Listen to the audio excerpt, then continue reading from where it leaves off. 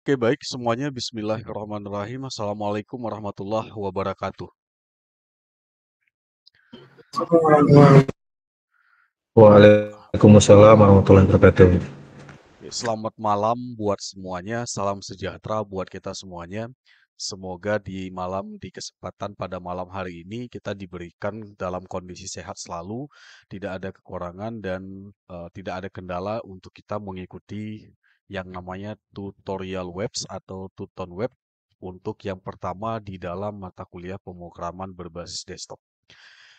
Alhamdulillah malam hari ini saya sebenarnya di awal saya ingin menyampaikan bahwa sebenarnya di web pertama itu bukan dilangsungkan di minggu ini, tetapi karena memang ada beberapa hal kondisi yang menyebabkan saya tidak bisa melakukan web itu tepat waktu dan harus terpaksa saya lakukan webnya adalah di malam hari ini.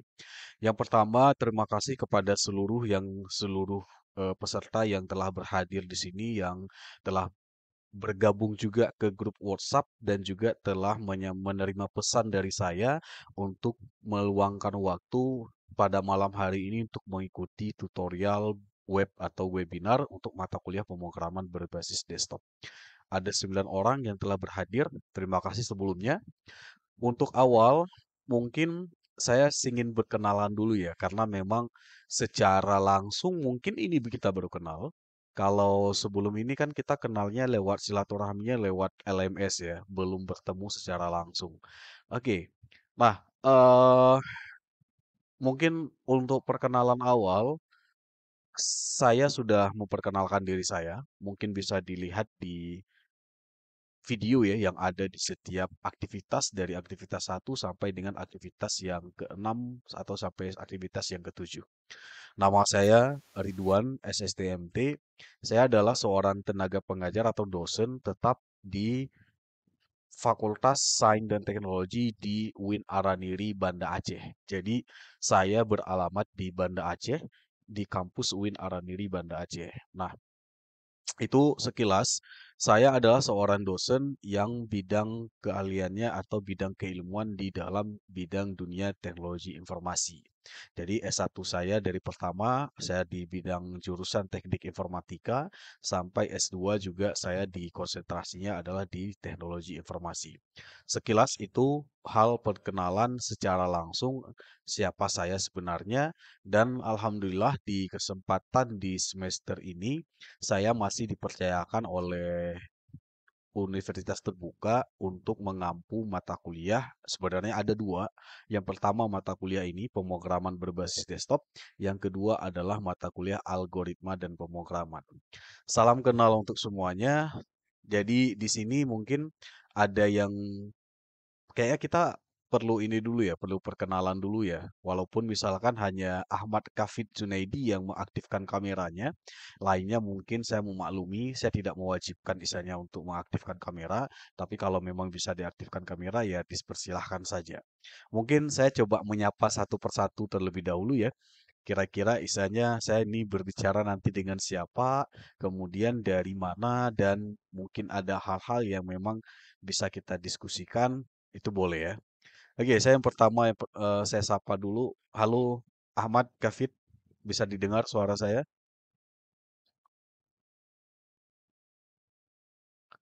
Ahmad Kafid bisa didengar atau tidak bisa mengaktifkan soundnya atau bagaimana? Tidak mendengar. Oke, salam kenal ya untuk Ahmad Kafid Junaidi. Walaupun tidak bisa mengaktifkan suaranya, tapi saya bisa melihat wajahnya. Semoga ini semuanya. Oke, saya menyapa mungkin ada Rahmat Hidayat. Halo, selamat malam Rahmat. Halo Pak, saya Rahmat Pak dari Pekanbaru Pak. Oh, Pekanbaru, orang Sumatera. Iya Pak. Iya Pak. Oke. Eh, Kebetulan ber- pernah di Aceh juga saya Pak. oh iya, di mana? Iya Pak. Saya sebelumnya di Labuan Haji Pak, Oh, Labuan Haji, di Aceh Aceh Selatan ya. Selatan. Ya, kurang Iya. lebih ada 4 jam perjalanan lagi lah dari pusat kota Banda Aceh. Jauh sih. Iya. Oke, oke. Selamat malam Rahmat. Salam kenal ya untuk orang Pekanbaru Salam juga kenal kembali semuanya. Pak. Ya. Selanjutnya saya menyapa mungkin ada Fauzan, Fauzan Syarul. Ya Boleh Pak, di malam. ya, boleh dikenalkan dulu Fauzan. Baik. Saya Fauzan, Mbak. Asal Bogor. Dari mana Fauzan? Kurang Dari dengar. Bogor, Pak. Dari Bogor. Bubble. Bogor. Oh, Bogor. Iya Pak, Bogor. Oh, Bogor. Iya, Oke, ya Bogor. Sekarang bekerja, Syarul. bekerja Pak. Oh, kerja ya. Oke, baik. Iya, baik. Makasih, makasih Fauzan. Saya panggil Fauzan aja ya, karena tetap Baik Pak. namanya Fauzan Syarul. Baik, Baik. kemudian saya menyapa mungkin ada Andi Lesmana. Terdengar ya. Tapi suara Andi tidak terdengar di saya. Ya, mungkin coba dicek dulu perangkat headsetnya ya. Nah Tes. itu bagus. Ya. Udah terdengar. Perkenalkan, nama saya Andi Lesmana dari UPBJ Jakarta, Oh, domisili di Jakarta. Tangerang. Oh, siap. Tangerang ya. Iya, Oke, orang Tangerang dari semuanya. Bekerja juga ya, Andi ya. alhamdulillah. Oke. Salam kenal Andi. Salam kenal Pak. Oke, yang lainnya mungkin saya menyapa ada Bagus, Bagus bisa dengar Bagus walaupun tidak aktif kamera, Bagus Nur Hikam. Nggak mendengar. Oke, Bagus raise hand. Bisa bersuara nggak bisa ya? Belum bisa ya. Bisa Pak, aman. Dari mana Gus? Siapa siapa panggilnya? Bagus ya.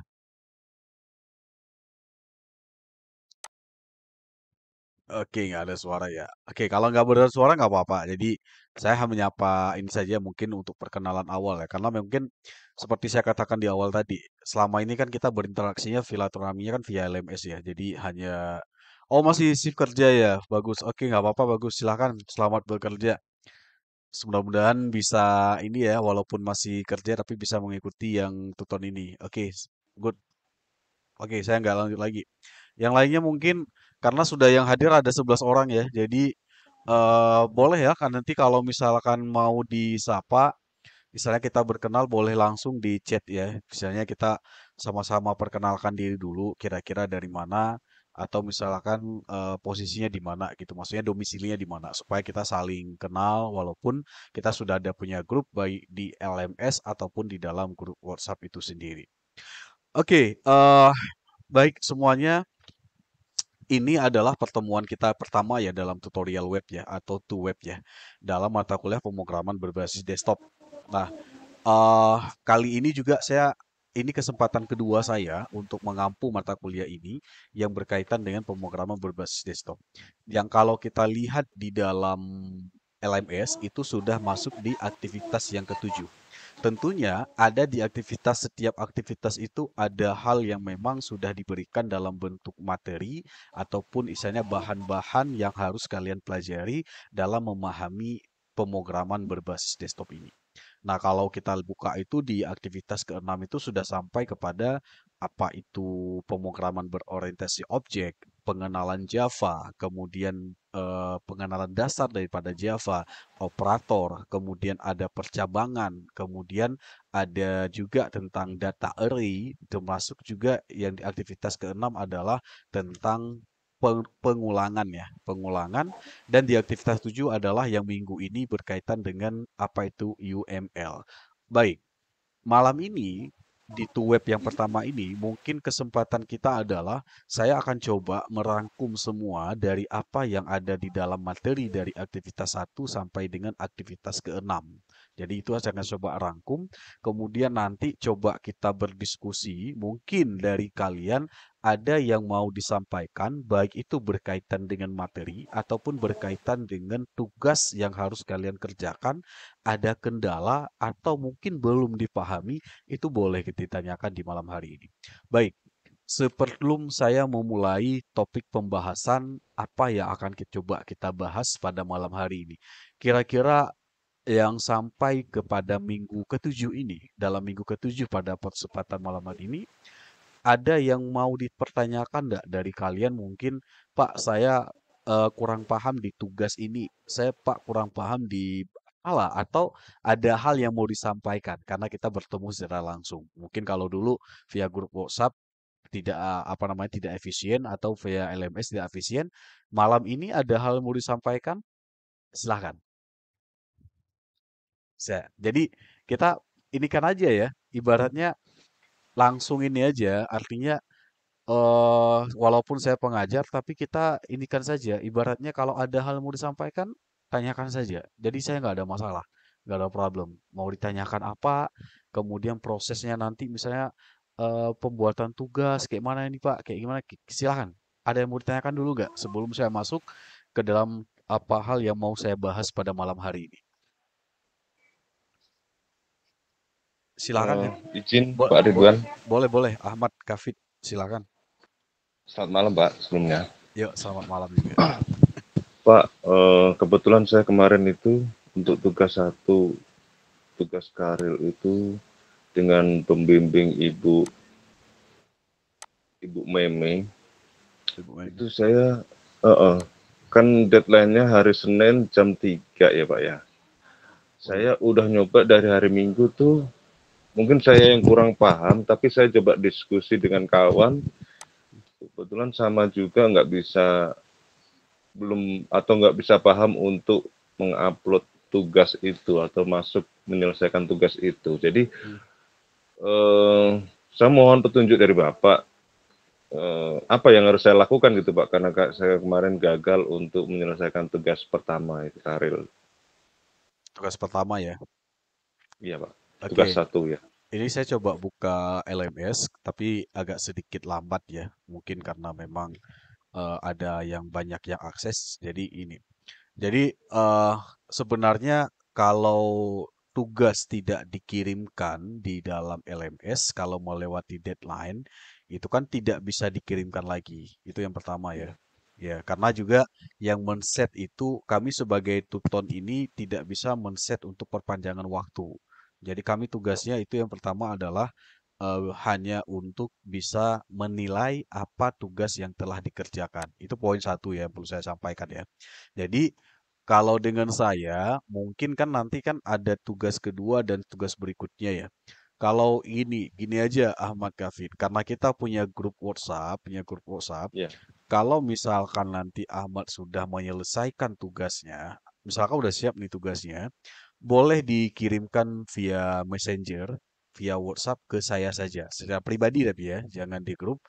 Secara Oh, iya. pribadi, tuliskan di situ namanya dan juga istilahnya tentang tugasnya apa.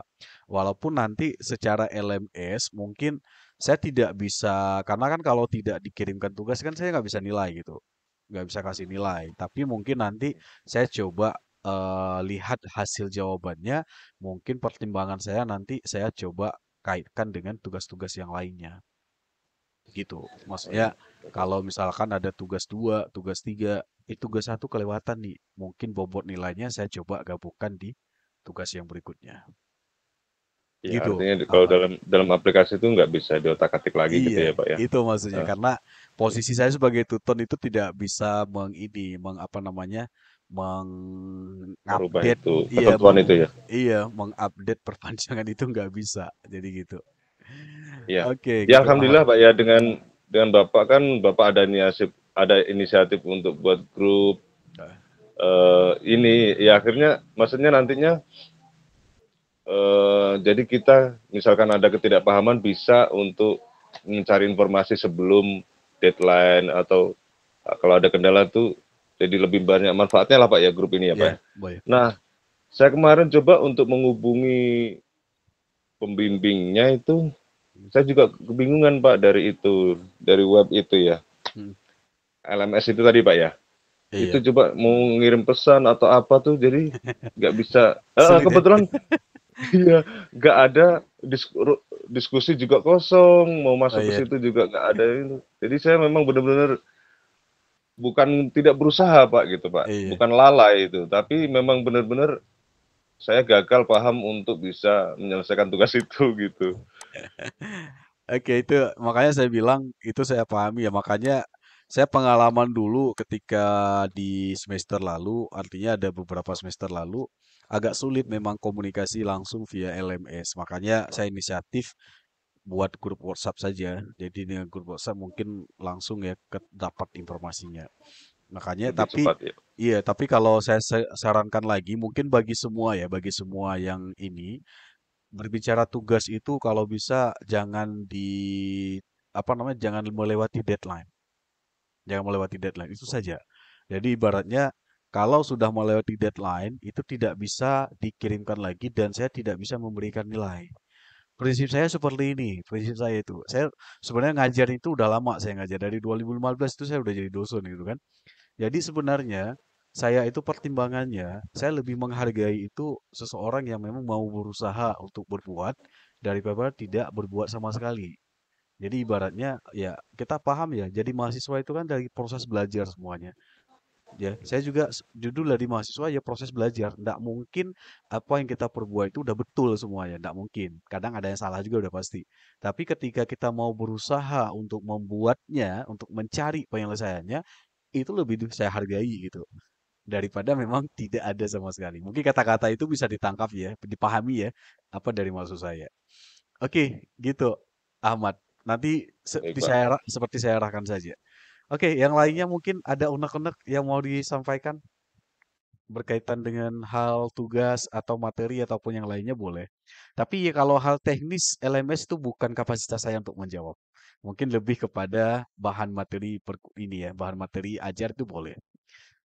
Silakan. Rahmat Hidayat izin lagi respon pekerjaan. Silakan lanjut Rahmat. Saya makluminya. Yang lain mungkin ada yang mau disampaikan boleh ya. Gunanya tuh web ini memang sebenarnya karena kan bahan materi kan udah disupport semua tuh. Udah disupport semua di dalam LMS, tinggal kalian download, tinggal kalian baca, tinggal dipraktekkan. Nah, di dalam tuh web ini sebenarnya kita meringkas artinya dari bahan-bahan materi itu apa yang belum dipahami gitu. Apa yang belum dipahami, kemudian saya coba jelaskan lagi, saya coba detailkan lagi. Ya, kalau bisa misalkan saya terangkan di sini. Jadi kalau secara langsung kayak gini kan jadi lebih paham lagi gitu. Jadi itu sebenarnya makanya kita buat web ini.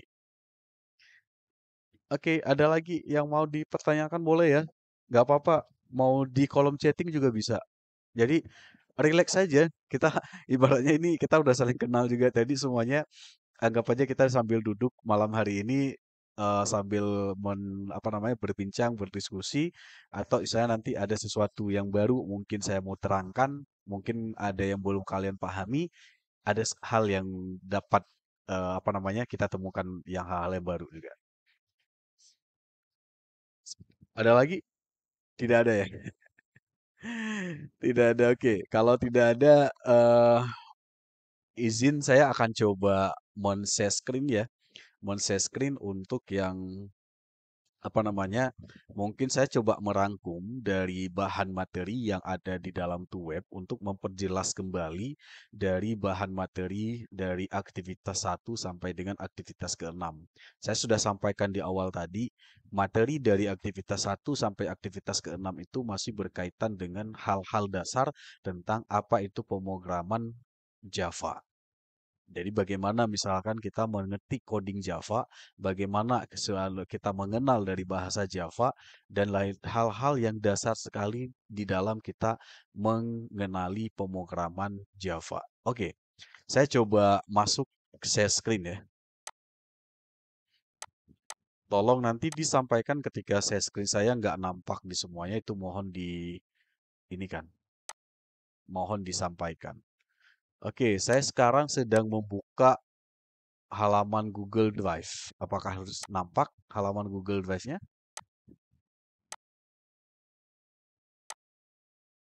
Mudah-mudahan nampak ya, yang nampak ini. Sudah, Pak. Sudah ya, oke. Baik, Sudah nampak, Pak. ini saya coba memberikan pemahaman. Mungkin ini pemahaman materi ini agak berbeda ya dengan apa yang ada di dalam materi yang ada di dalam LMS. Tapi intinya sama saja, nggak ada beda. Karena seperti saya katakan tadi, ketika misalkan kita belajar Java, ya memang pondasi utamanya yang harus kita pahami adalah pemrograman berorientasi objek. Jadi ibaratnya kalau kita pahami apa sih Java dan lain sebagainya, saya coba membawa ke paradigma itu dulu supaya nanti pola pikir kita ketika mengenal Java, kita jadi paham Java itu apa sih sebenarnya, bagaimana cara mengetik kode Java dan lain-lain sebagainya. Jadi saya coba perdalam itu dulu. Ada beberapa di sini yang sudah saya coba siapkan materinya. Ini materi versi saya sendiri yang saya buatkan yang berkaitan dengan pengenalan daripada OOP itu sendiri sampai kepada pengenalan hal dasar bagaimana membuat paket dan akses modifier di dalam konsep pemrograman berorientasi objek. Kenapa ini? Saya coba buka satu. Ini ya. Ini adalah oke, saya besarin dulu. Formatnya PDF. Ini adalah berkaitan dengan kenapa bawanya ke pemrograman berorientasi objek. Saya coba agak bayangkan, katakan bahwa Java itu adalah bahasa pemrograman yang full OOP. OOP itu adalah Object Oriented Programming. Jadi ketika kita berbicara bahasa Java, udah pasti dia full OOP. Tidak ada yang tidak OOP. Apa itu OOP? OOP itu paradigma suatu pemrograman. Dalam pemrograman ada yang berbasis OOP, ada yang prosedural. Ya, kalau Java sekali lagi dia full OOP. Yang tidak full OOP ada juga seperti contoh misalkan bahasa Python. Bahasa Python dia ada paradigma OOP, ada yang prosedural. PHP, PHP untuk membuat website. Dia ada yang OOP, ada yang tidak OOP. C# atau C++, bahasa C, itu juga sama. Dia ada yang menganut paradigma OOP, ada yang tidak OOP. Jadi OOP itu bukan bahasa pemrograman, dia adalah paradigma pemrograman. Jadi kalau berbicara Java, Java sudah pasti dia full OOP. Jadi seperti itu ya. Nah, nanti tolong disimak, nanti saya akan coba bahas tentang ini singkat, gak banyak, ada cuma kurang lebih ada beberapa slide saja. Nanti kalau memang kita mau diskusikan, kita diskusikan lanjut dari apa yang saya sampaikan dalam materi ini. Ini untuk pendalaman materi yang ada di dalam LMS ya. Baik, saya coba memahami pertama di sini, itulah yang saya katakan tadi. Apa itu pemrograman berorientasi objek? Fokus kita adalah Java. Saya sudah sampaikan tadi ya, OOP itu apa definisinya, mungkin bisa dipahami di sini. Dia adalah metode yang digunakan untuk mendapatkan solusi melalui perspektif objek. Dia adalah suatu paradigma. Oke, ini contoh yang mendukung OOP. Nah, ketika kita berbicara OOP, ketika kita berbicara kepada coding Java, pasti tidak terlepas dari 4 hal ini. Ini dasar sekali ini. Jadi kalau kita terjun ke bahasa Java, ketika kita mau ngerti coding bahasa Java, 4 hal ini tidak akan terlepas dari dia. Terlepas dari dia. Apa itu? Kelas, objek, atribut, dan metode. 4 hal ini. Nah, kalau misalkan kita pahami OOP, dasar ini dulu kita harus tahu. Pertama, kelas. Kedua, objek. Ketiga, atribut. 4, metode. Itu bisa dibaca mungkin apa definisinya. Kelas merupakan tempat yang digunakan untuk menciptakan suatu objek. Jadi kelas itu semacam blueprint-nya untuk menciptakan objek. Nanti kita lihat contoh prakteknya seperti apa. Kemudian yang kedua adalah objek hasil cetak dari kelas. Atribut. Atribut ini kalau di dalam bahasa yang non-OOP, dia disebut dengan variabel, property, atau sebuah file. Jadi kalau di dalam OOP namanya atribut, kalau di luar OOP namanya variabel. Apa itu variabel? Tempat menyimpan suatu nilai atau suatu penyimpanan nilai di dalam pemrograman. Itu atribut. Metode. Dalam OOP disebut metode. Di dalam non-OOP disebut fungsi atau function. Nah, di situ ya. Nah, di sini 4 hal ini ketika kita mau ngetik coding Java, ya 4 hal ini harus ada. Harus ada. Jadi makanya nanti kalau kita misalkan pahami tentang Java, 4 hal ini dulu kita kuasai. Yang mana kelas, yang mana objek, yang mana atribut, yang mana metode, itu kita harus paham dulu. Baru nanti ketikkan kode-kode yang lainnya.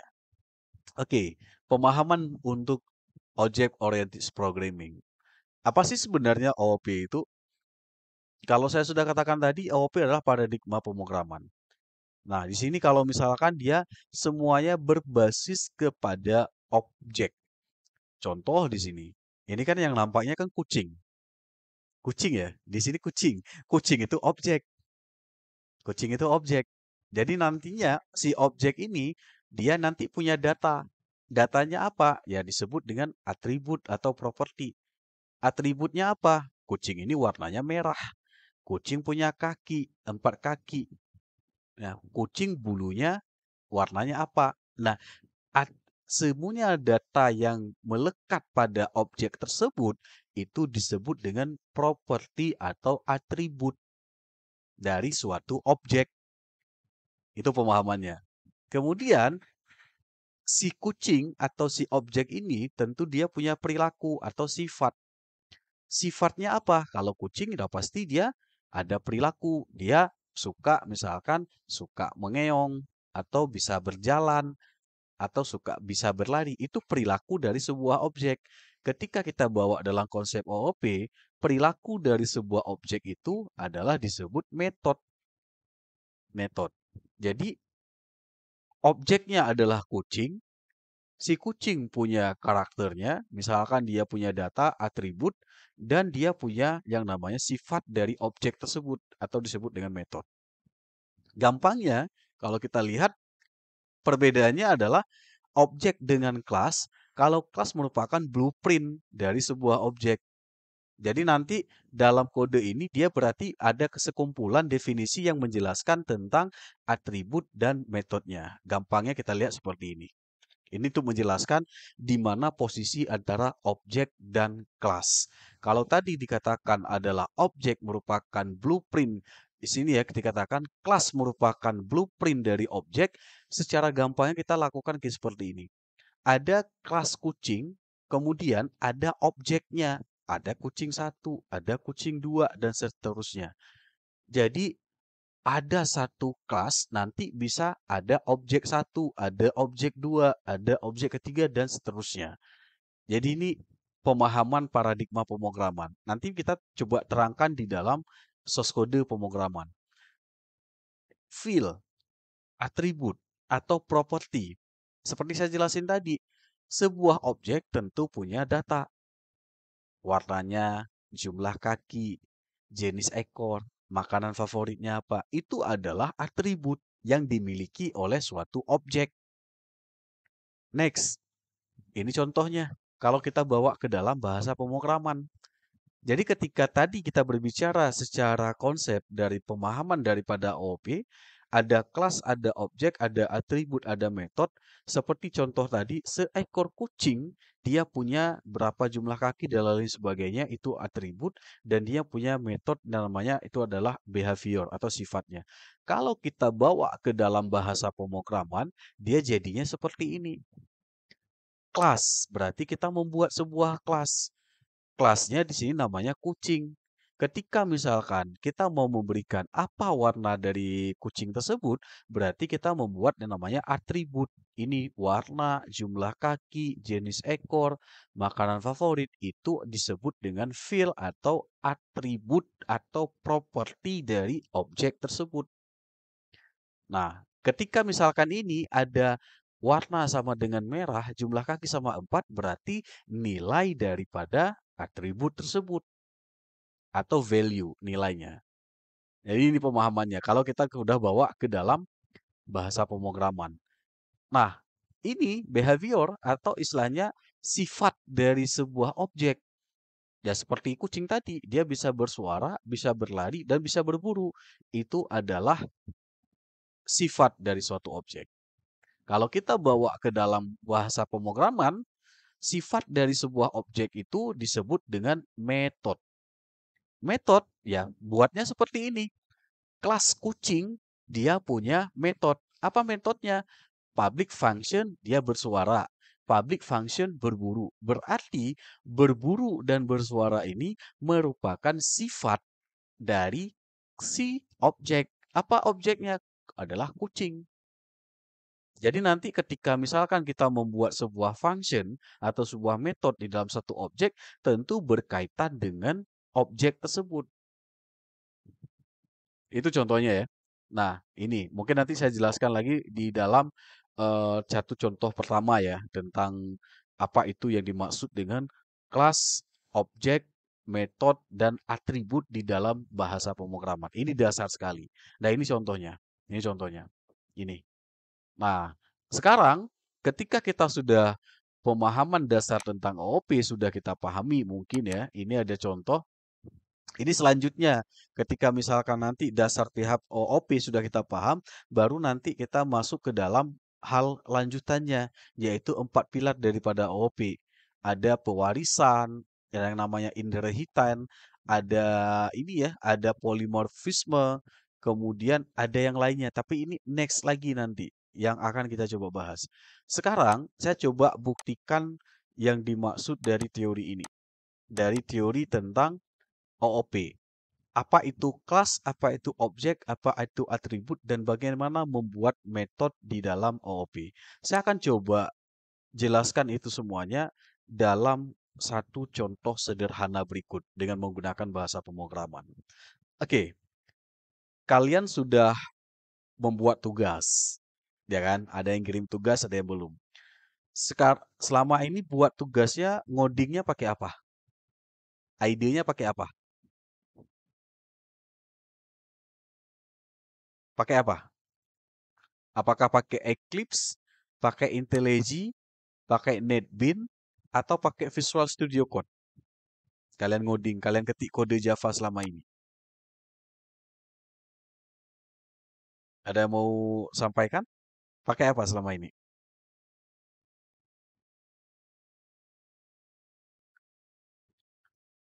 Halo, bisa didengar? Selama ini kalian mengetik kode Java pakai ID apa? Pakai Ada NetBeans, Pak. NetBeans, Eclipse. Dia kan kalau di modul itu kan ada menggunakan Eclipse, ada menggunakan materi tentang Visual Studio Code, ada yang menggunakan NetBeans, ya kan? Kalian buat tugas sekarang itu yang rata-rata menggunakan apa? Itu maksud saya. Rahmat pakai apa?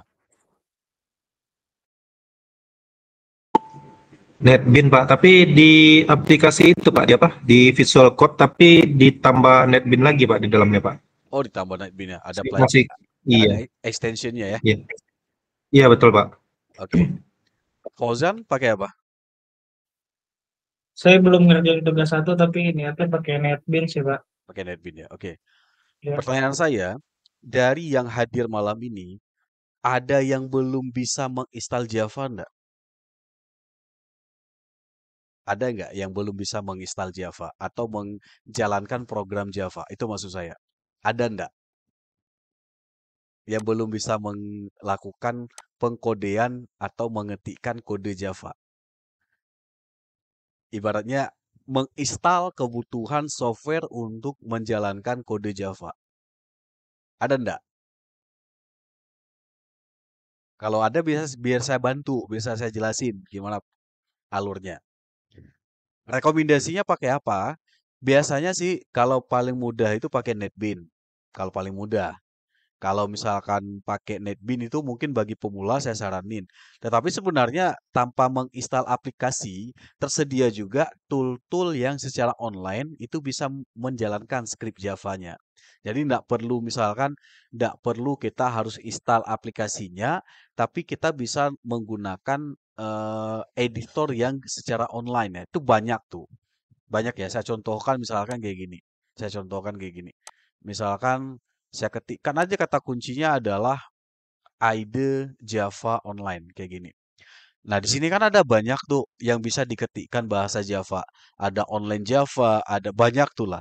Saya biasanya menggunakan ini, online Java ini bisa juga tinggal jadi nggak perlu diketik di dalam apa maksudnya nggak perlu diinstal di perangkat kita. Jadi kita tinggal ngetik coding di sini, tinggal run, dia langsung jalan. dia langsung jalan, outputnya langsung ketemu. Dan ini kode Javanya, itu langsung jalan tuh. Ini alternatif. Kalau misalkan mungkin kalian punya laptop atau perangkat komputer yang memang belum stabil ya untuk menjalankan Java. Jadi bisa digunakan ini saja, online Java. Ini.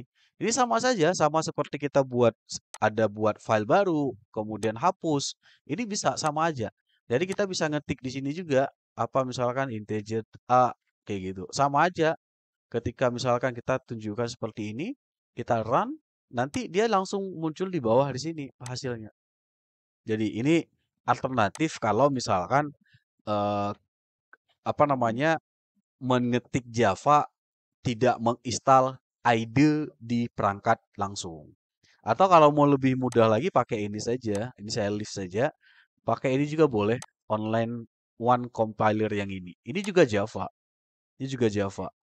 Java ini. Jadi untuk dasar boleh menggunakan ini. Jadi kalau kita yang penting koneksi internet saja. Jadi ini tak perlu pakai Netsbin, tak perlu pakai itu, tak perlu. Cukup yang modelnya seperti ini saja. Oke, ini kalau kita run, udah dia langsung jalan. Ini outputnya. Tuh. Jadi ini ya. Kalau mau alternatif tidak menginstal. Tapi apabila memang kalian sudah menginstal, saya juga pakai NetBeans. Saya pakai NetBeans. Saya di perangkat saya ada Visual Studio Code, ada Notepad++. Kalau misalkan dulu basic saya mengajarnya pakai Notepad++. Tapi kalau sekarang kalau lebih mudah ya pakai NetBeans saja. Itu lebih mudah. Oke ya. Itu ya yang ini ya. Sekarang saya akan coba tunjukkan kalau menggunakan NetBeans itu cara nginstal NetBeans saya pikir tahu semua ya, udah tahu ya. Bisa download saja, ketikkan saja download NetBeans. Di sini ada yang versi terbarunya adalah namanya Apache NetBeans. Itu versi yang 25. Dia ini. Tetapi yang harus kalian pahami di sini adalah ketika menginstal NetBeans ataupun menginstal yang lainnya di komputer, pastikan duluan diinstal Java JDK-nya dulu. Jadi install Java JDK dulu, baru install idenya. Idenya seperti NetBeans. Jangan duluan NetBeans, baru install JDK. Nah, itu error nanti. Dia nggak ketemu patch-nya di mana. Itu kalau menggunakan Windows. Tapi kalau menggunakan Linux, itu beda lagi nanti ceritanya. Oke, nih kalau mau gunakan NetBeans itu lebih mudah. Bentuknya seperti ini. Saya contohkan ya, saya udah nginstal ya. Saya gunakan NetBeans. Ini Apache NetBeans-nya. Versinya yang saya gunakan adalah NetBeans 25. Yang menggunakan Visual Studio Code bisa disesuaikan saja. Tapi kalau Visual Studio Code kita harus install extension-nya lagi. Tapi kalau kita pakai NetBeans, dia langsung. Atau kalau mau lebih mudah lagi pakai Eclipse atau pakai IntelliJ IDE, itu boleh juga. Oke, ini saya praktekkan dengan menggunakan NetBeans ya. Ini kalau kita buka NetBeans, tentu yang kita lakukan pertama adalah new project. Kemudian kita pilih Java with Maven, kita nggak pilih Gradle. Ini kita pilih Java application yang ini, kita klik next.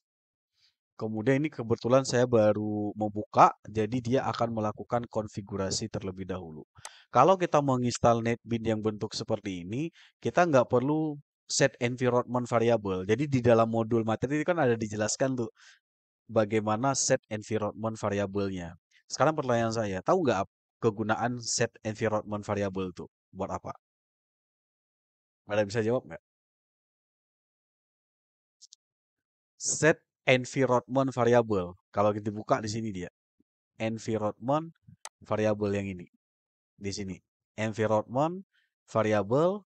Kemudian di sini ada Java atau di patch-nya. Di patch di sini. Kalau kita lihat di sini nanti akan ada yang Java-nya di sini. Ini ya, kalau saya di sini gunakannya di sini Java, ini Java, JDK-nya. Oke, ada juga yang lainnya itu. Pertanyaan saya, kenapa sih kita harus set environment ini? Apa tujuannya? Fungsinya buat apa? Itu ada di modul tuh, ada di LMS tuh. Ada yang bisa jawab nggak? Apa kegunaan set environment itu? Ayo,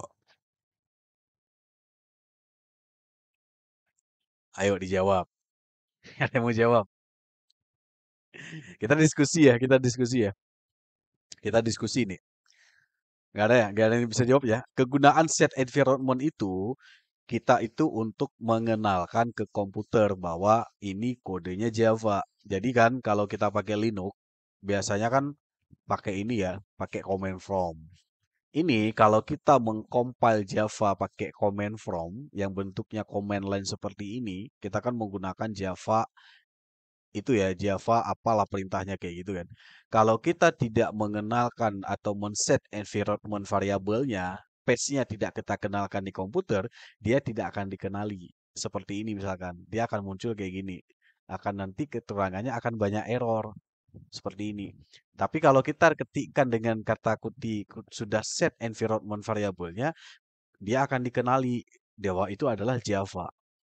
Tetapi berbeda kalau kita misalkan set environment itu kalau kita menjalankan Java-nya secara manual.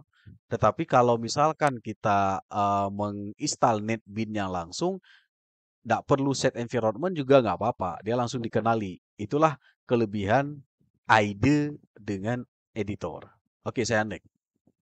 Nah, sekarang ini ya kalau pertama buat yang untuk yang project Java-nya. Misalkan saya beri nama first project. Kemudian ini seperti biasa, ini lokasi nyimpannya dan ini adalah package daripada project kita. Kita klik finish.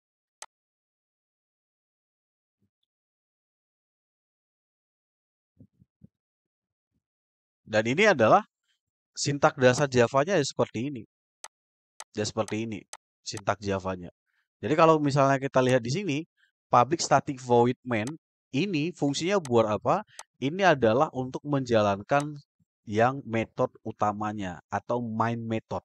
Jadi kalau kita mau cetak output artinya mau cetak di layar hasilnya apa, tetap apakah itu variabel, apakah itu metode harus tetap dipanggil di dalam main utama ini, void main.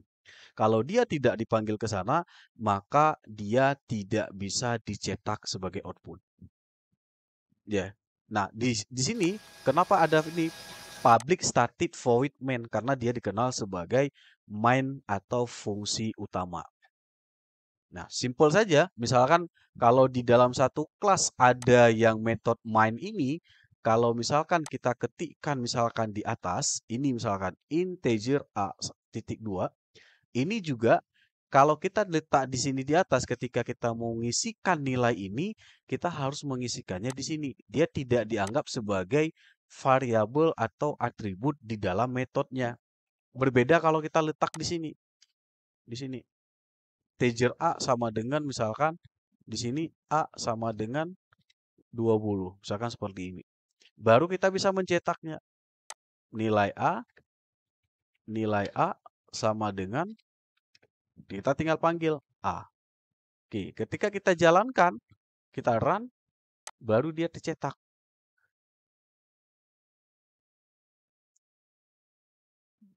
Nah, ini dia. Kita tunggu dulu sebentar.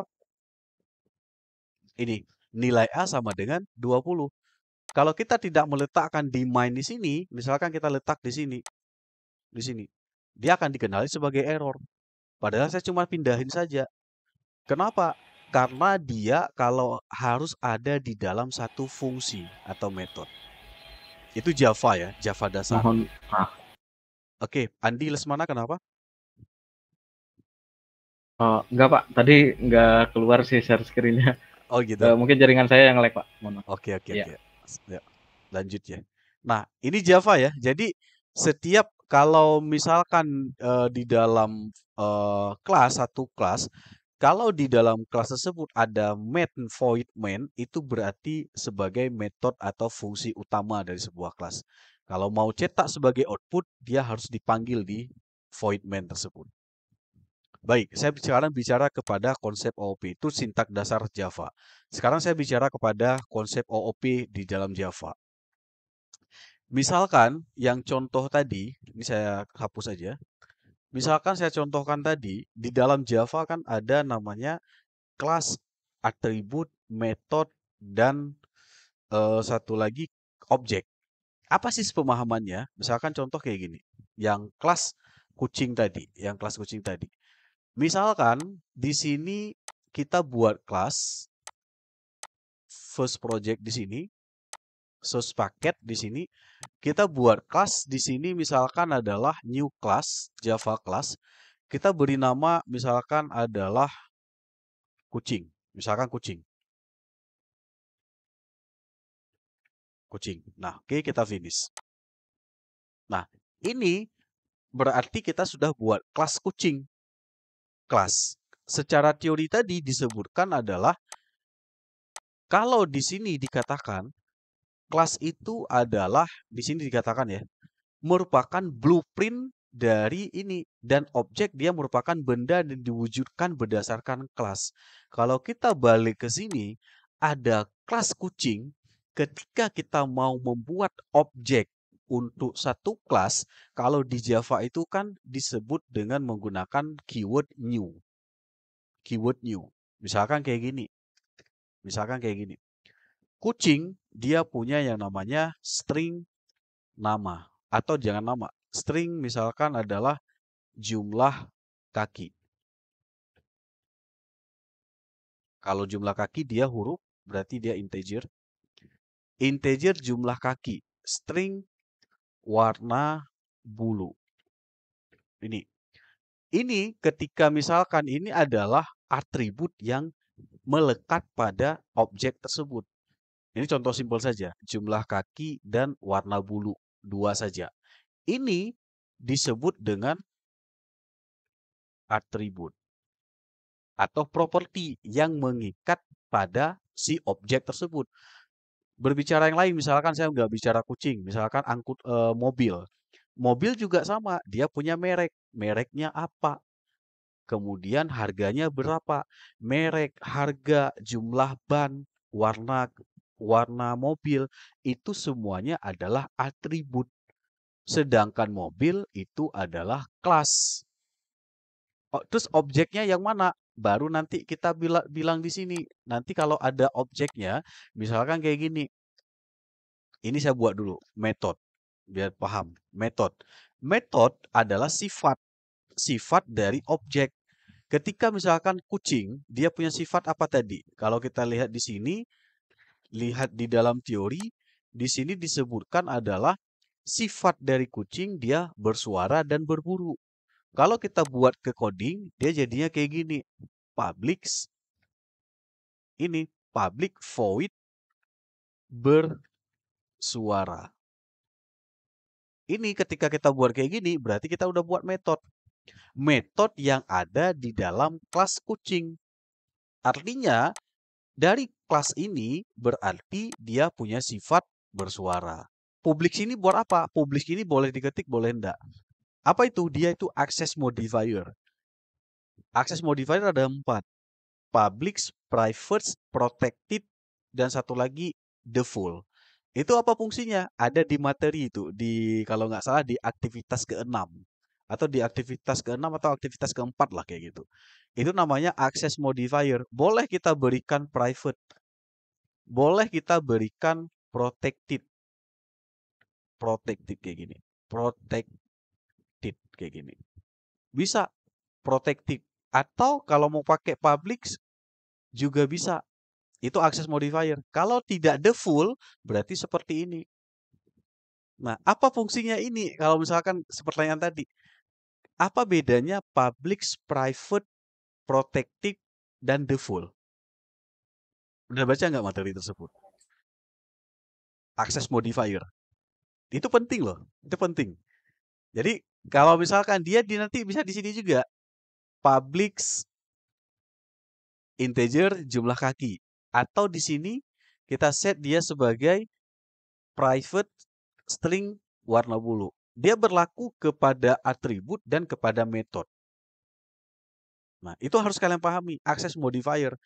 Secara teori, dia dikatakan kayak gini. Access modifier itu. Ada di sini, saya berikan di... ini dia. Ini, access modifier. Ini. Ada access modifier, public, private, protected, dan default. Apa itu hubungannya? Ini teorinya. Ini teorinya nih. Artinya kalau kita mengeset suatu kelas, bukan apa namanya, suatu metode atau suatu atribut dalam bentuk public, nilai dari atribut atau metode tersebut bisa dipanggil ke semua kelas, ke semua paket, ke subkelasnya dia, semuanya bisa mengakses dia. Itu, nanti saya tunjukkan contohnya.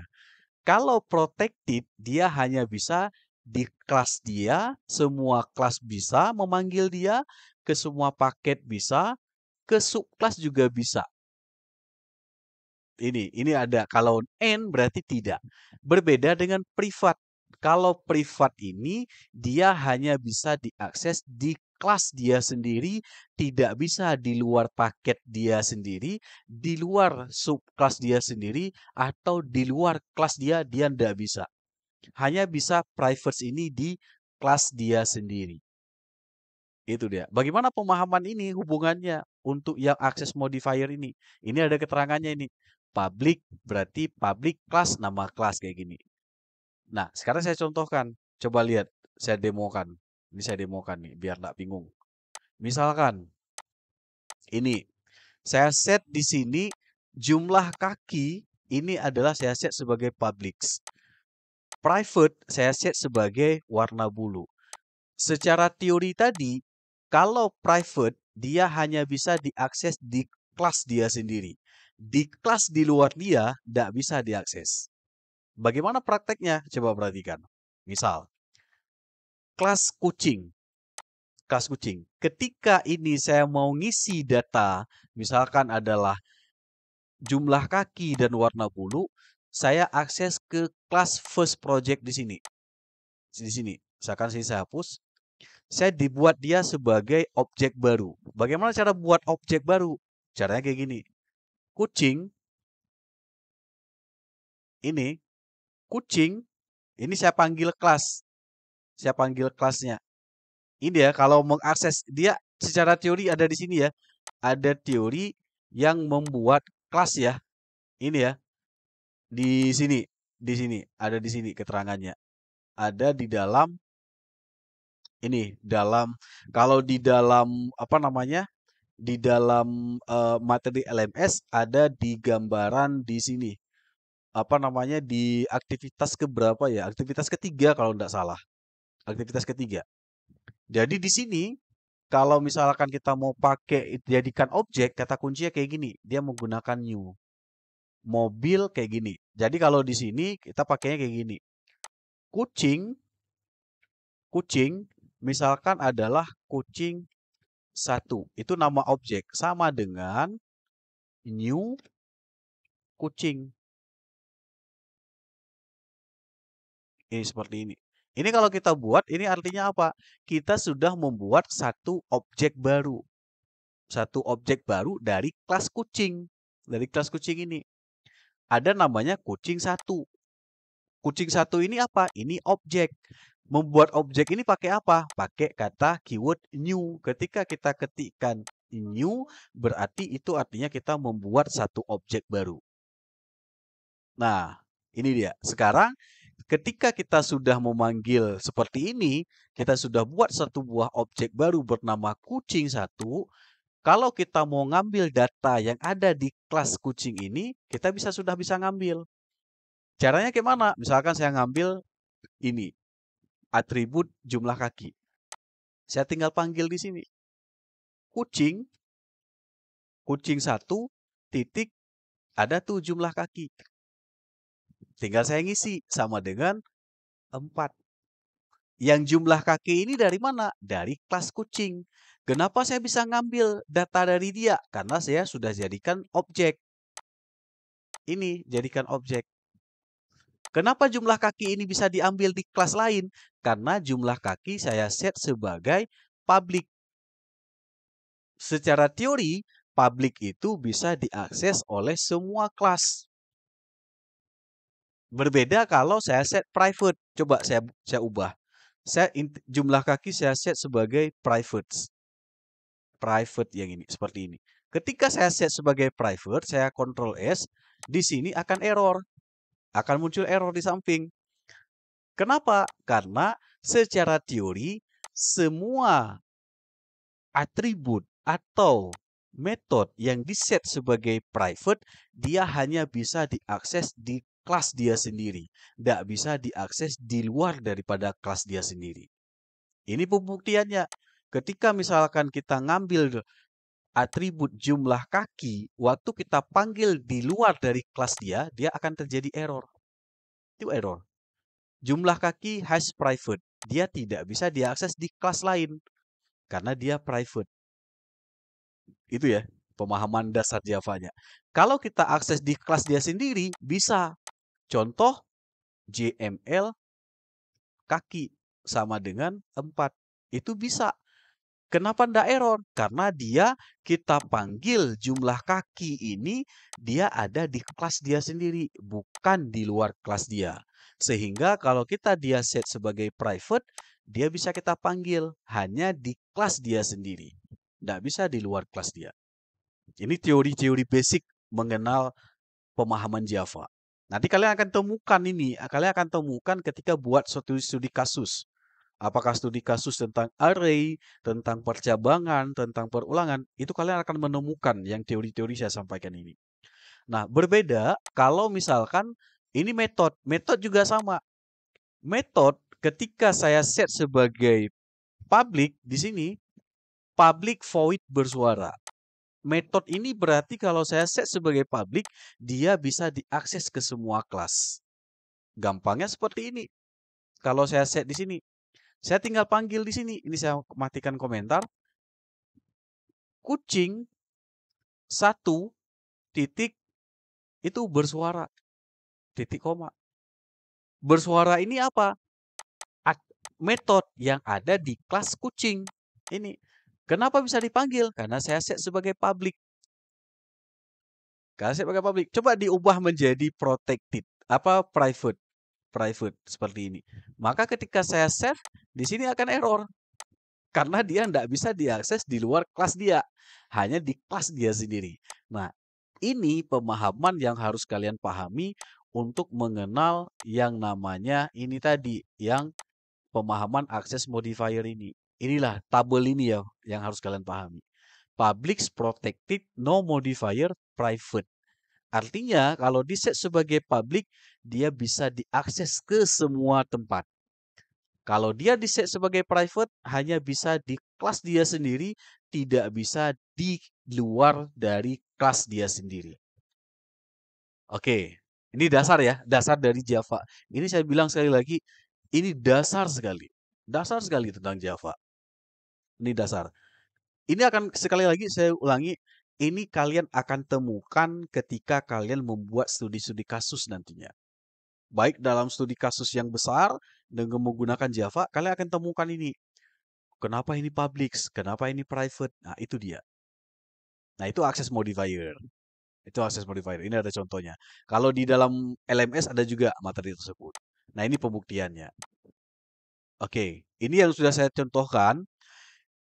Ini atribut, ini metode, ini kelas, dan ini adalah objek. Kenapa disebutkan tadi teori di sini dikatakan bahwa satu objek, satu kelas maksudnya, satu kelas bisa berisi beberapa objek.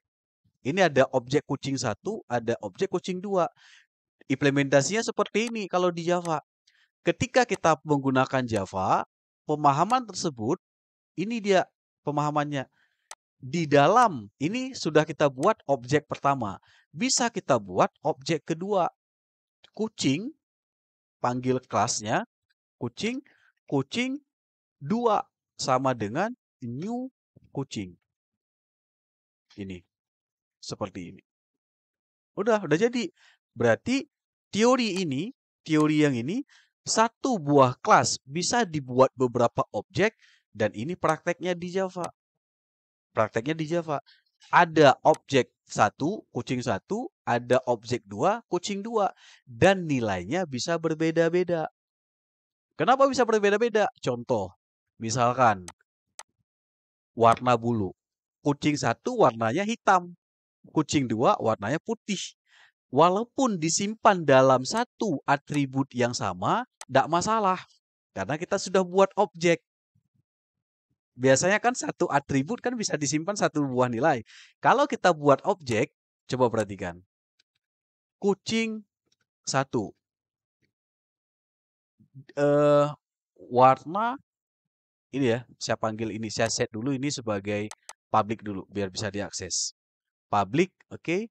Di sini saya klik warna bulu sama dengan, karena dia string, berarti saya berikan di sini titik koma hitam misalkan.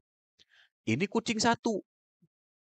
Kucing 2, kucing 2. Warna bulu sama dengan putih. Tidak masalah. Artinya dalam satu atribut bisa kita isikan beberapa nilai dengan menggunakan objek yang berbeda-beda. Sampai di sini ada pertanyaan nggak? Pemahaman dasar Java.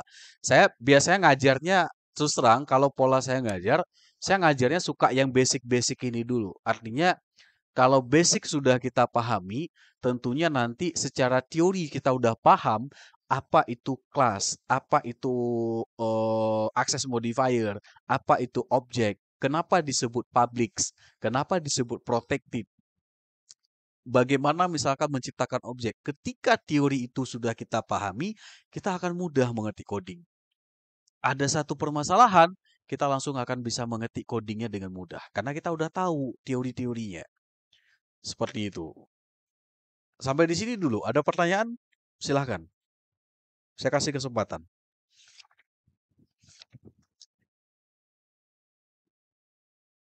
Sudah tahu nggak? Sudah Pak. Boleh. Silakan. Ini Pak, saya emang awam Pak ya tentang programnya Pak. Belum ngerti sama sekali sih, baru belajar sedikit-sedikit Pak. Iya. Cuman perbedaan kurung setiap ini tuh apa Pak ya? Beda. Saya buat kadang kurung kerawal, kurung yang model peta gitu Pak, kurung biasa. Beda. Itu ada kesalahan. Beda. Ya, jadi gini. Dalam bahasa pemrograman, suatu simbol atau suatu kata itu dianggap berbeda. Ada yang suatu karakter, huruf kecil dengan huruf besar itu beda. Java bersifat case sensitif. Apa maksudnya? Huruf kecil dengan huruf besar dia itu beda. Contoh seperti ini. Misalkan saya buat di sini. Ketika saya buat di sini misalkan integer kaki. Itu berbeda dengan integer kaki. Itu beda. Karena dia case sensitif. Case sensitif artinya huruf kecil dengan huruf besar dia dianggap berbeda. Itu satu. Balik lagi ke pertanyaan tadi. Ketika kita buat ada tanda kurung seperti ini, dengan tanda kurung seperti ini, dan ada tanda kurung satu lagi yang bentuknya seperti ini. Itu beda. Kalau di dalam Java ataupun di dalam bahasa pemrograman yang lainnya, ketika kita membuat ada tanda kurung seperti ini, itu berarti menandakan kita membuat sebuah metode atau membuat sebuah konstruktor. Itu kalau di Java. Konstruktor yang mana? Konstruktor di sini nanti. Misalkan kita buat di sini adalah kucing. Seperti ini. Ini konstruktor namanya. Konstruktor.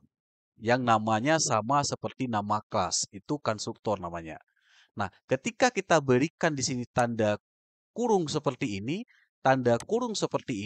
itu adalah dia menandakan kita membuat sebuah function atau metode dalam OOP. Dan dia tidak bisa dibuatkan di dalam atribut. Ini contoh, ini atribut. Kalau kita buatkan dia di sini, tidak berlaku dia error. Dia tanda kurung itu hanya bisa dibuat kalau di Java untuk kelas, bukan untuk konstruktor dan juga untuk metode atau fungsi. Itu tanda kurung tadi. Nah, sedangkan tanda kurung yang ini tanda kurung berawal ya, sering kita bilang kayak gitu. Kalau kurung berawal, dia kalau di Java hanya bisa diterapkan mendefinisikan bahwasanya kita mulai bahwa contoh ini kita buka kelas kucing dari sini, tutupnya di sini. Tutupnya di sini. Berarti kita setiap kode yang ada di dalam di sini kita memberitahukan bahwa kode itu terdapat di dalam kelas apa. Sama seperti ini. Ini beda. Kalau misalkan kita buka kurung berawal di sini, tutupnya di sini, berarti kita memberitahukan komputer bahwa segala kode yang ada di dalam kurung ini ada di dalam metode ini. Artinya ibaratnya kita buat kotak nih, ada kotak satu isinya apa. Dia kalau misalkan ada penanda-penandanya kayak gitu, itu tanda kurung seperti ini. Kurung berawal lah. Kalau tanda kurung yang seperti ini, itu beda lagi. Itulah dimaksud dengan array atau data array. Data array apa? Data array adalah ketika di dalam sebuah variabel atau atribut kita menyimpan lebih dari satu nilai. Contoh, jumlah warna bulu. Ini bukan array. Ketika kita berikan tanda seperti ini, berarti dia jadi array. Ketika dia jadi array, yang tadinya kita hanya bisa menyimpan misalkan cuma satu nilai, misalkan hitam seperti ini, hanya satu nilai ke dalam satu atribut, ketika kita jadikan dia sebagai array, dia bisa kita simpan lebih dari satu nilai. Contohnya seperti ini. Koma. Ini. Bisa lebih dari satu. Itu data array. Ada di materi itu. Ini simbol array yang ini. Ini simbol array-nya. Tanda kurung itu. Itu beda lagi. Jadi, itu array ada di teori bisa menyimpan nilai ke dalam sebuah atribut lebih dari satu. Gitu rahmatnya. Beda dia. Memang ibaratnya pemrograman ini titik koma saja beda. Ada titik, ada koma, itu beda sekali. Dia ada fungsi masing-masing. Apalagi titik koma. Titik koma misalkan kayak gini, titik koma. Ini buat apa sih titik koma? Kita memberikan pemahaman bahwa satu kalimat baris coding tersebut selesai. Baru dilanjutkan ke baris coding yang lain. Gitu. Mudah-mudahan bisa menjawab Rahmat. Dan itu berlaku bukan hanya di Java ya. Di semua bahasa pemrograman.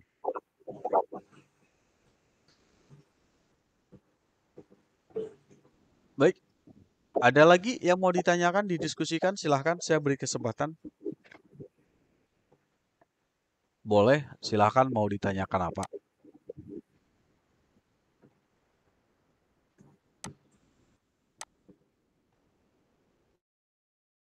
Ada yang mau ditanyakan lagi, silahkan. Gak ada? Oke, sebelum saya masuk lanjut dulu. Makanya saya tanya di awal tadi. Kalian belajar pemrograman baru ini atau sudah ada sebelum-sebelumnya? Udah ada, cuman belum kurang memahami, Pak. Kalau memahami. Dulu Soalnya belajar, saya dulu belajar pemrograman apa? Ya kalau ini patokan buku aja Pak kemarin yang cocok. Iya. Oh gitu ya. Soalnya basicnya saya nggak ada di pemrograman. Oh gitu. Iya. Oh, saya lupa nanya tadi. Pemrograman desktop ini semester berapa ya? Sekarang semester di berapa sih? semester 5 Pak. Semester 5 ya? Iya. Oh, iya. Oke, ketika kita belajar pemrograman, basicnya adalah ya seperti yang saya jelasin tadi itu. Kita harus mengenal atribut, variabel. Mungkin kalau kalian harus terjun ke pemrograman, fondasi utamanya untuk terjun ke sini adalah algoritma sebenarnya. Algoritma dan pemrograman. Di algoritma itu belajar tentang apa itu variabel, apa itu tipe data, apa itu misalkan nilai dari suatu tipe data, apa itu operator. Itu ada di algoritma dan pemrograman sebenarnya. Nah, ketika masuk ke sini, kita sebenarnya lanjutan dari apalagi udah berbasis OOP itu. Nah, itu berbasis OOP. Itu udah tinggal lanjut. Tapi kalau sebenarnya makanya saya katakan tadi, kalau belajar Java ya. Belajar Java ini saya coba del aja. Belajar Java itu sebenarnya kata kunci utamanya adalah kita harus tahu ini dulu. Saya ulang sekali lagi ya. Saya biasanya bacanya kalian harus kuasai ini dulu. Kelas, objek, atribut method. Karena itu ada di dalam setiap kode-kode Java. Kalian harus kenal itu dulu. Kenalnya gimana? Ya seperti saya katakan tadi, yang mana sih kelas, yang mana sih objek, yang mana sih atribut, dan yang mana disebut dengan metode. Seperti saya tunjukkan tadi. Ini ketika kalian lihat kode kayak gini. Ya ini, saya tanya sekarang. Dari kode ini yang mana disebut kelas? Kalau kelas kan gampang. Ada kata awal kelas, ya berarti itulah kelas. Ketika saya tanya lagi, yang mana yang dimaksud dengan atribut atau variabel?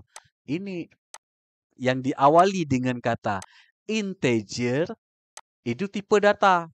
String diawali dengan tipe data, baru nama atributnya, itu berarti variabel. Kemudian, kalau diawali dengan kata void dan nama dari apa misalkan ini, dan ditandai dengan kurung seperti ini, itu berarti metode. Metode di dalam Java ada dua, metode prosedural dan metode fungsi. Kalau metode fungsi kayak gini, tidak diawali dengan kata void, tetapi diawali dengan tipe data. String, misalkan berjalan. Ketika kita buat tanda awal urung seperti ini, itu berarti kita buat metode dengan tipe fungsi. Kalau di atas metode dengan jenis prosedural. Itu beda. Apa bedanya? Kalau metode prosedural diawali dengan void. Kalau metode fungsi, setiap ada diawali dengan kata tipe data dan nama metodenya. Nama metode karena dia ada tanda kurung seperti ini, itu berarti fungsi atau metode, dia harus ada pengembalian nilai, return. Itu bedanya.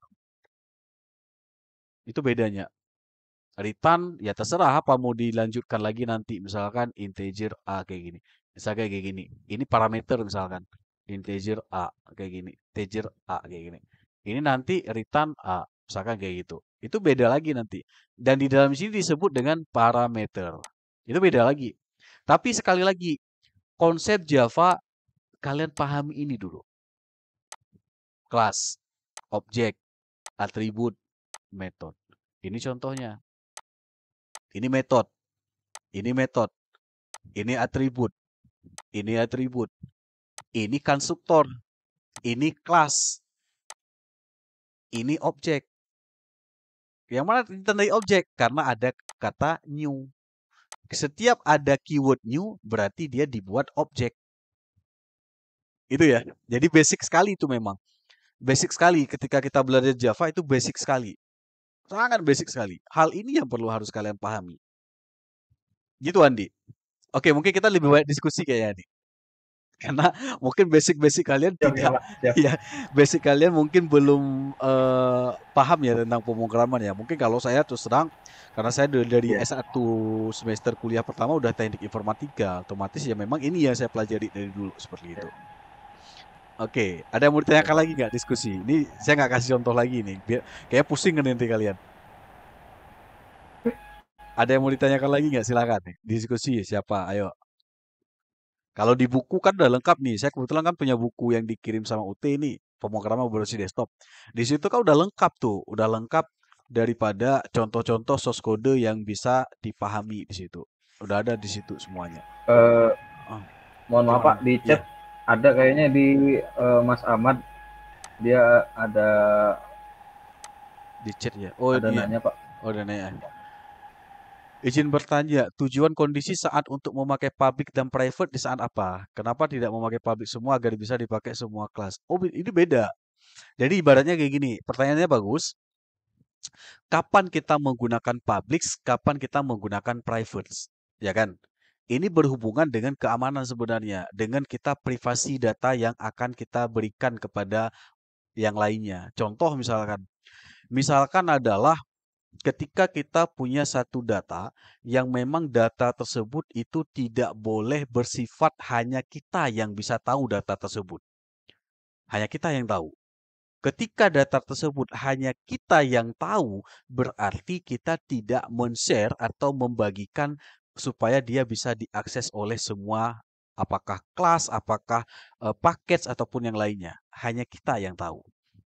Ya, ketika itu kita yang tahu, berarti kita harus men-setnya sebagai private. Tetapi kalau misal merasa kita ada sebuah data bersifat semua bisa menggunakan dia, ya berarti kita harus men-setnya sebagai public supaya dia bisa diakses. Contoh yang paling simpel.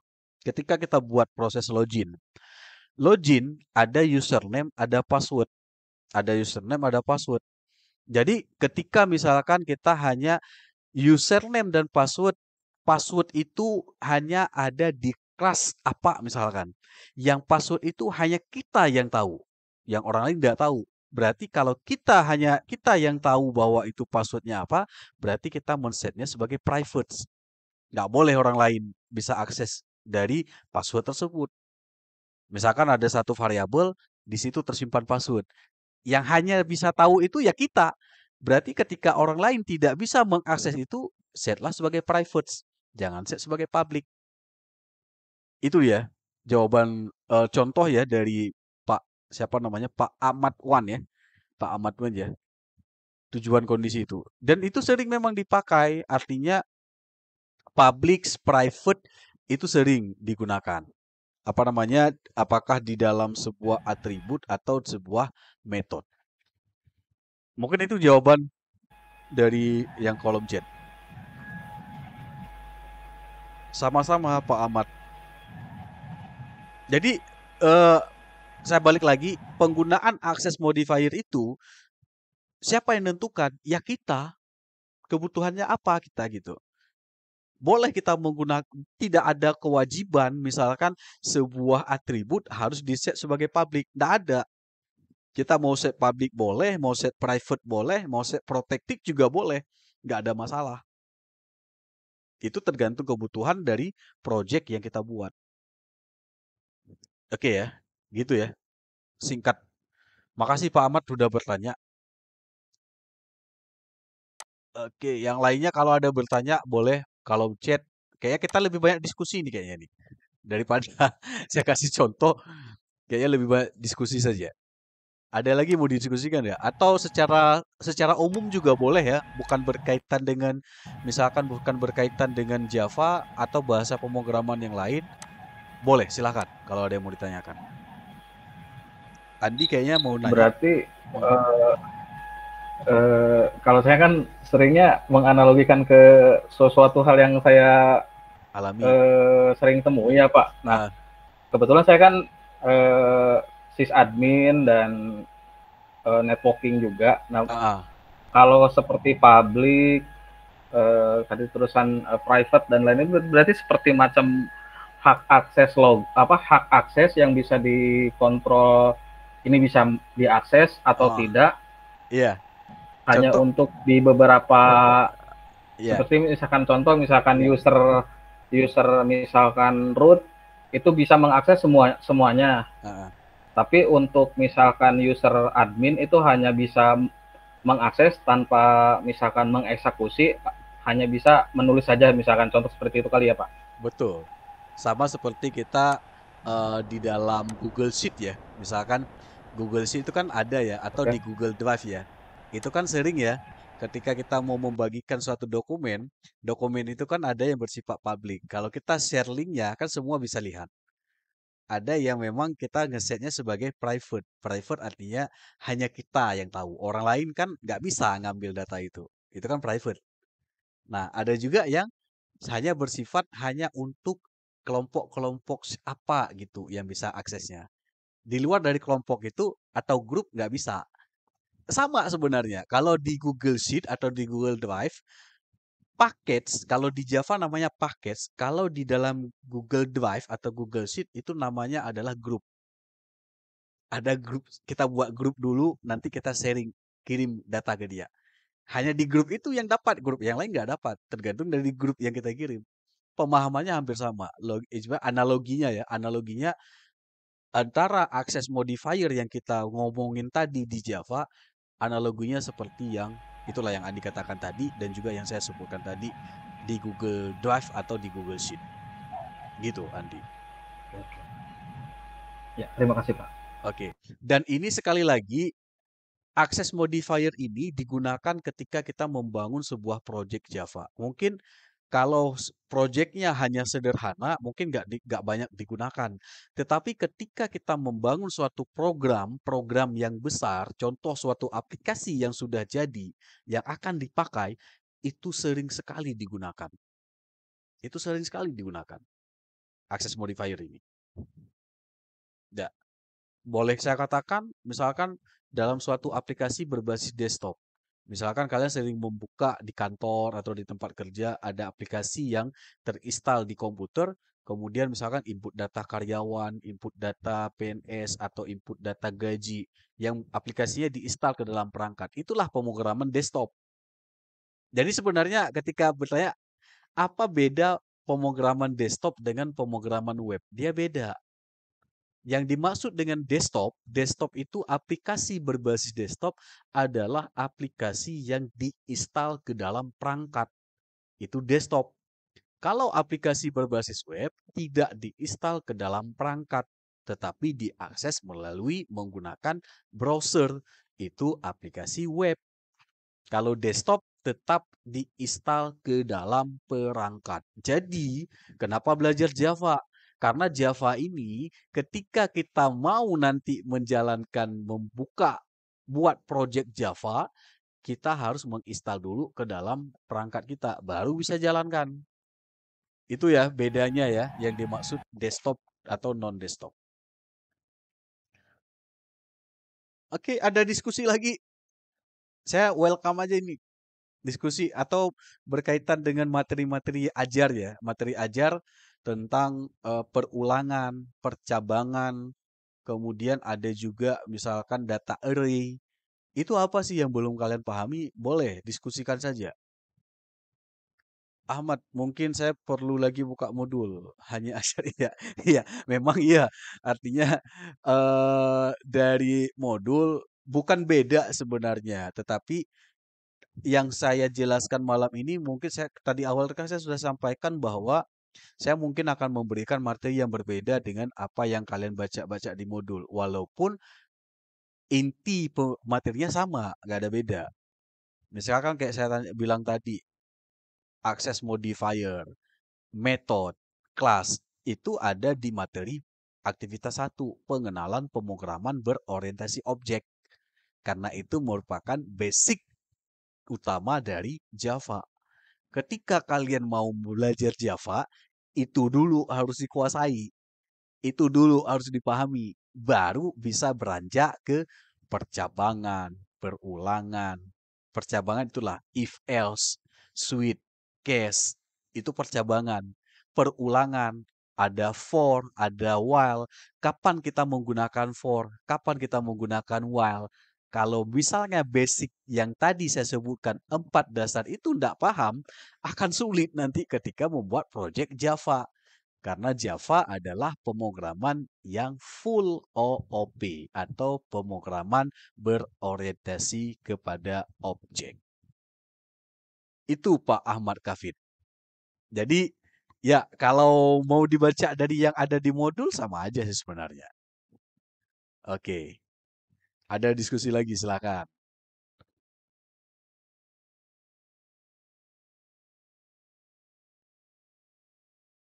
Kita sampai jam kurang lebih 10 menit lagi ya. Ini udah jam 21.40. Kurang lebih 10 menit lagi kita udah selesai. Oke. Ada yang mau diskusikan lagi? Atau ada yang bertanya masalah tugas? Ada nggak tugas yang nggak dipahami? Biar saya jelasin. Hal tugas. Coba saya buka ini ya, buka LMS-nya ya. Udah bisa buka belum ya? Tadi kan kadang LMS-nya kan sering ngalat ya. Kadang bisa dibuka, kadang enggak. Coba saya buka LMS. Nah, tugas dia ada tugasnya itu di belajar 2. Coba saya buka dulu ada tugas nggak ya? Ini diskusi nggak ada. Aktivitas belajar 3. Nggak ada tugas. Belajar 4. Nah, ini ada tugas nih, belajar keempat. Udah tugas nih. Coba saya buka tugasnya. Nah, ini kan tugas nih. Nah, ini kan tugas nih. Ini kan tugasnya adalah kalian diminta membuat aplikasi. Ini udah buat aplikasi langsung pakai Java. Jadi pakai Java di sini adalah yang pertama dia bisa input data kamar. Data kamar ini kan ada disebut nih, program harus memiliki data kamar hotel dan disimpan dalam data array. Array itu berarti seperti saya jelasin tadi, dalam satu data, dalam satu atribut, diset atribut itu sebagai data array. Data array yang ini yang bentuknya kayak gini. Ah, kayak gini. Ah, ini kayak gini. Itu array.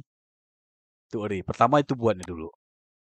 Kemudian setiap kamar memiliki nomor kamar. Artinya berarti nanti ada kamar 1, kamar 2, kamar 3, kamar 4, dan lain sebagainya. Minimal kan terdapat 4 tuh.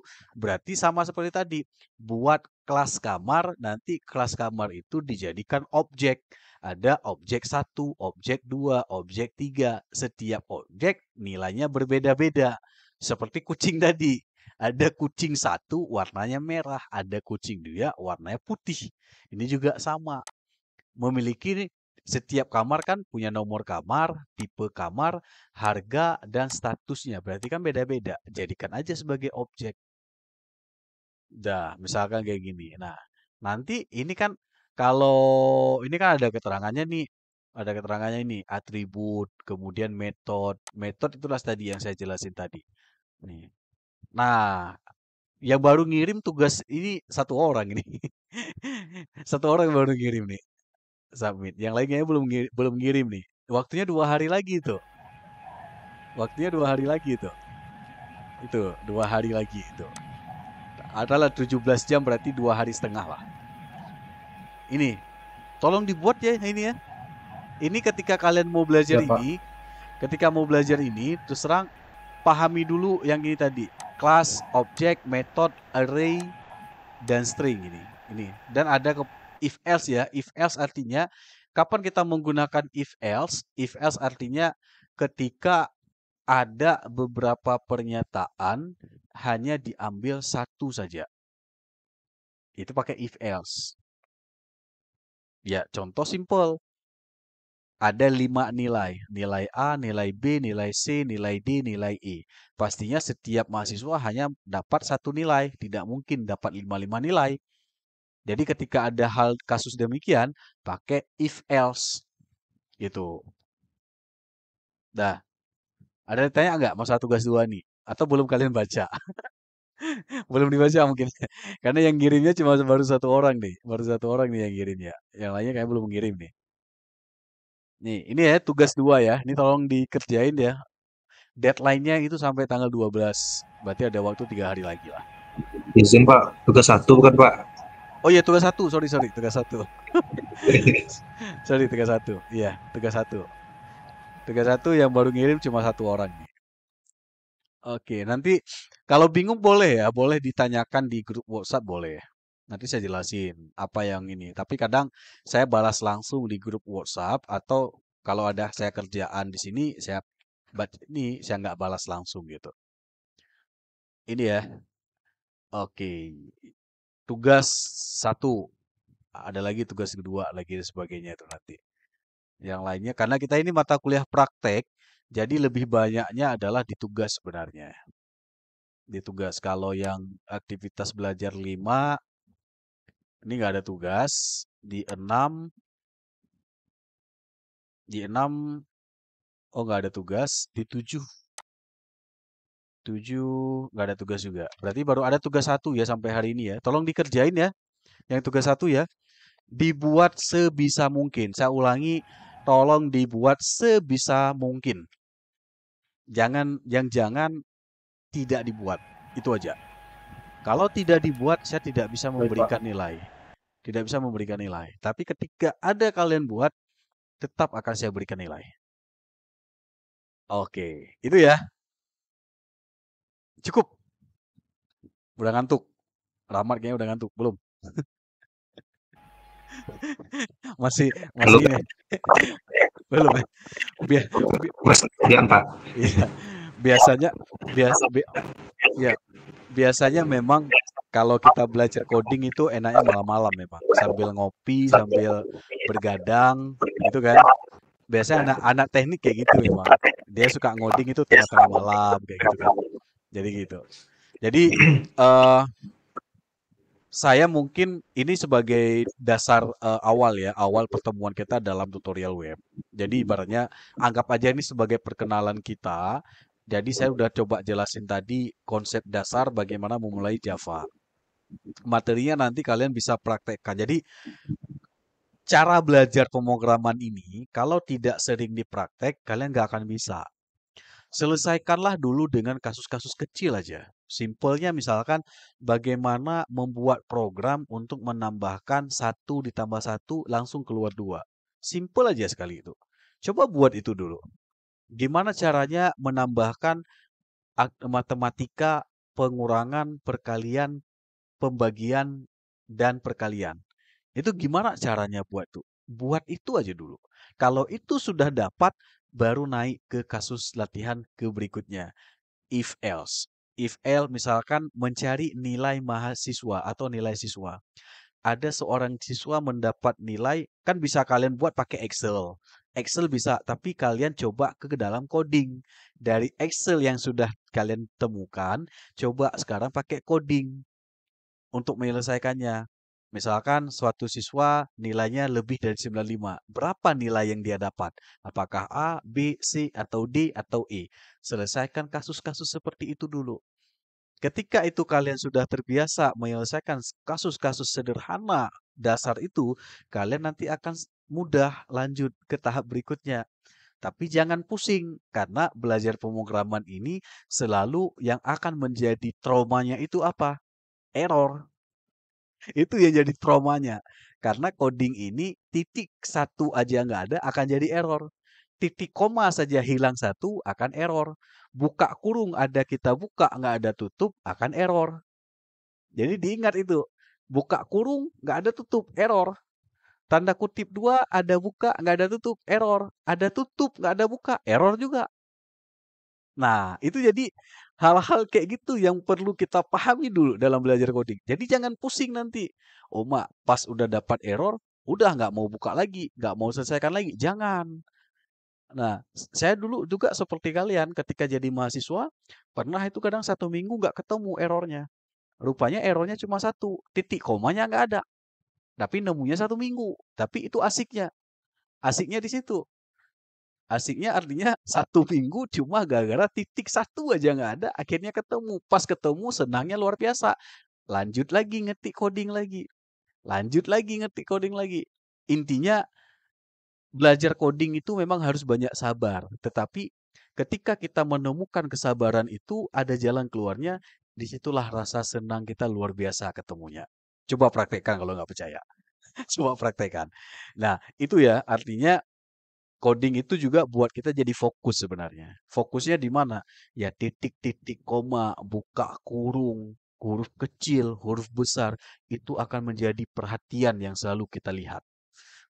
Akan selalu kita pantau. Sehingga ada disebutkan, orang yang suka coding itu orangnya suka perhatian. Gitu ya bahasanya ya. Oke. Nah, oke mungkin itu ya sekilas ya. Malam ini kita ketemunya secara ini diskusi saja.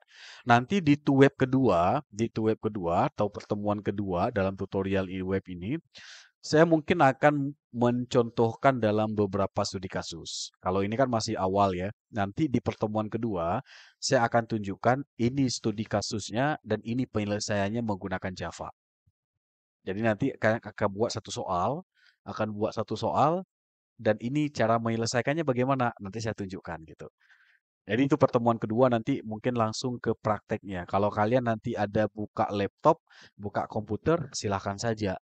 Buka komputer langsung dipraktekkan. Kita praktek sama-sama. Biar terbiasa gitu. Itu di web kedua nanti saya akan buatkan yang model demikian. Itu ya. Oke. Saya sebenarnya kalau kalian mau belajar pemrograman, saya sebenarnya suka buat yang hal-hal pemrograman. Saya kan channel saya saya sudah share ya channel saya ya, yang ini ya, yang nama channel saya itu adalah yang di YouTube. Saya di situ sering membahas tentang berkaitan dengan pembuatan aplikasi. Kalau di YouTube ini namanya adalah kalau sama saya itu komputer dan programming. Di situ sebenarnya, di situ saya banyak membahas tentang bagaimana membuat aplikasi, khususnya aplikasi website dan lain semuanya. Saya berbicara coding semuanya. Apa itu pemrograman? Kalau mau belajar tentang Java, ada di playlist saya di situ berkaitan dengan mata kuliah di ini belajar Java ini ada nih. Cuma ada 5 video. Di situ saya ada menjelaskan tentang Java yang basic ya, yang basic sekali itu, yang basic sekali tentang kata kunci disk, soal latihan, CRUD, database, simpan, itu semuanya menggunakan NetBeans. Mungkin nanti saya coba share di grup. Dan rekaman malam ini juga nanti saya akan upload di YouTube saya, di channel YouTube saya nanti. Nanti semuanya, tapi saya sudah ada yang basic, ada yang tingkat lanjut juga. Jadi mungkin kalau searching di internet, silahkan basic Java itu banyak sekali tuh pembahasannya. Oke, mungkin itu saja sebagai malam perkenalan kita pada malam hari ini. Mudah-mudahan bisa bermanfaat apa yang sudah kita diskusikan tadi. Kalau kurang, anggap saja ini sebagai permulaan. Di web kedua nanti kita akan coba perdalam lagi dengan studi kasus yang langsung kita selesaikan dengan menggunakan bahasa Java. Oke ya, terakhir ada yang mau disampaikan? Pak, izin Pak, itu materi tadi boleh boleh di-share Pak, yang Boleh tadi Pak. Boleh nanti PDF ya? boleh saya nanti share di grup aja ya, lewat grup aja ya, nggak boleh saya share lewat LMS ya, karena itu materi ini materi Boleh, Pak. itu. Oke ya. Siap, Pak. Oke, ya. Oke, kalau misalkan tidak ada yang mau disampaikan, boleh di akhir saya minta foto bersama dulu sekali sebagai bukti. Mungkin boleh diaktifkan kamera yang belum. Kalau bisa, kalau nggak bisa ya nggak apa-apa juga. Oke. Makasih banyak. Saya coba ambil dokumentasi ya. Oke. Saya buka ya. 1, 2. Silakan senyum dengan gaya masing-masing. 1, 2, 3. Oke, saya coba ambil satu lagi. Sebentar saya kirim di grup dulu. Oke, satu lagi. Oke, 1, 2, 3. Oke, udah. Makasih banyak semuanya sudah berhadir. Jangan lupa tugas dikerjakan. Jangan lupa modul Pak Ahmad Kafid dan lain sebagainya. Oval, Jordi, sambil dengar musik, sambil duduk di kafe atau sambil kerja, sekali-sekali buka ngoding loh. ngoding gitu. Jadi selesaikan saja tugas-tugas kecil kayak tadi saya bilang. 1 tambah 1, enter jadi 2. Jadi gitu aja. Hal-hal kecil itu aja. Dan sekali lagi tugasnya tolong dikerjakan. Jangan tidak dikerjakan. Kirim aja apa yang kalian bisa. Kalau kalian tidak mengerjakan, saya tidak bisa memberi nilai kepada kalian. Kalau kalian ada mengerjakan, saya bisa memberi nilai. Itu ya kata kuncinya ya. Oke, terima kasih semuanya. Selamat malam, selamat beristirahat, dan selamat berbaca modul-modul yang disediakan. Terima kasih. Assalamualaikum warahmatullahi wabarakatuh. Oke, sip. Waalaikumsalam warahmatullahi wabarakatuh. Terima kasih Pak. Sama-sama. Terima kasih Pak. Waalaikumsalam.